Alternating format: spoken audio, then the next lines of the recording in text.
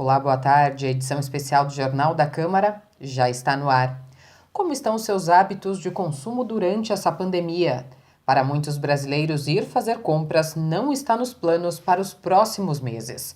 É o que mostra uma pesquisa do Instituto Locomotiva. O isolamento social mudou certos comportamentos e alguns setores vão ter que se adaptar. 69 milhões de brasileiros, ou 42% da população economicamente ativa aqui no país, pretendem comprar menos nos próximos meses. Isso foi o que revelou uma pesquisa do Instituto Locomotiva. E justamente para falar sobre esse assunto, a gente conversa agora pela internet com o presidente do Instituto, Renato Meirelles.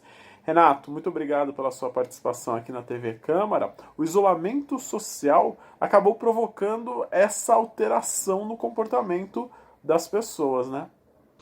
Não é de hoje que as pessoas dizem que para mudar um hábito você precisa desenvolver esse novo hábito por um determinado tempo. Bom, nós estamos há 100 meses aí com uma alteração profunda do jeito dos brasileiros comprarem.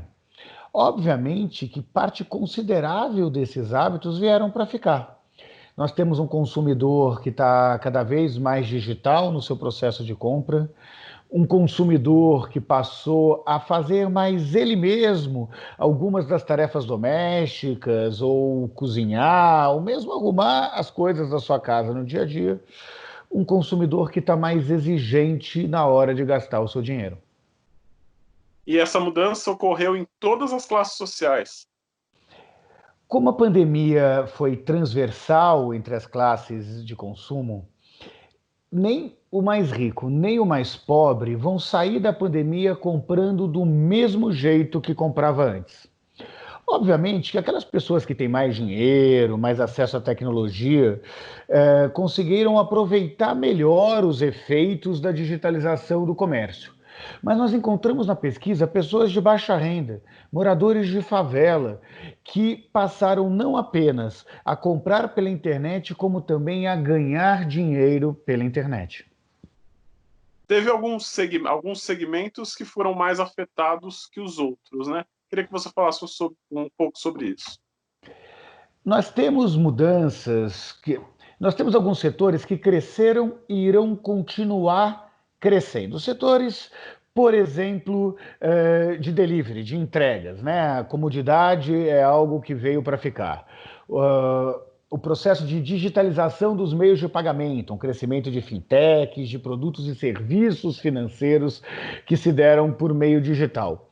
A mesma coisa para os ensinos online, né? Junto com o processo de fechamento das escolas e com mais tempo que as pessoas passaram a ficar dentro de casa, surgiu um mercado de ensino à distância, ensinos online, desde o ensino formal ao ensino dos chamados cursos livres mesmos. Existem outros setores que deram uma acelerada grande, como de tecnologia, mas vai encontrar um patamar e vai se estabilizar.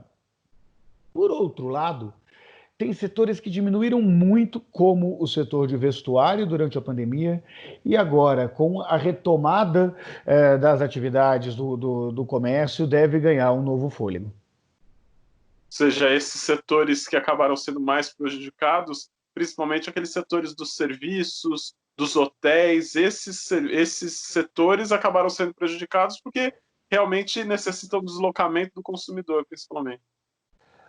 Vamos pegar o turismo, mas vamos separar entre o turismo de lazer e o turismo de empresa, que movimenta 70%, por exemplo, das viagens aéreas do nosso país. As pessoas vão demorar um pouquinho a viajar a lazer. Mas imagine aqueles executivos que trabalham em empresas e que iam fazer um bate-volta de São Paulo ao Rio de Janeiro, ou a Belo Horizonte, ou em Porto Alegre. Essas viagens dificilmente vão voltar a acontecer no ritmo que aconteceu antes. Esse é um mercado que tende a ser substituído aí pelos aplicativos de videoconferência, por exemplo. Já o setor de turismo, de lazer, vai demorar um pouquinho para voltar, mas claramente vai se reinventar com novos parâmetros de higiene, com novos parâmetros de controle sanitário. Para a gente encerrar, a gente pode dizer que a pandemia e todo o isolamento trouxe mudanças que vão perdurar por bastante tempo, né? Quando nós vamos analisar o impacto da pandemia no consumo, tem duas separações para ser feitas. Existem processos que se aceleraram com a pandemia, mas que já existiram. O e-commerce é um processo que já existia, mas avançou 5 anos em praticamente 5 meses. Por outro lado, existem coisas novas, como a preocupação sanitária. Por exemplo, as pessoas começam a se perguntar antes de entrar no shopping center se aquele shopping center é seguro, quais são as medidas de prevenção sanitária e os cuidados que o shopping está tendo com seus colaboradores. Quantas vezes por dia aquele estabelecimento comercial passa a ser desinfectado? Posicionar as empresas para esse novo momento significa entender o que tem que ser acelerado e quais de fato são as mudanças do comportamento do consumidor que tem que ser assimiladas pelo varejo nesse novo momento da economia brasileira.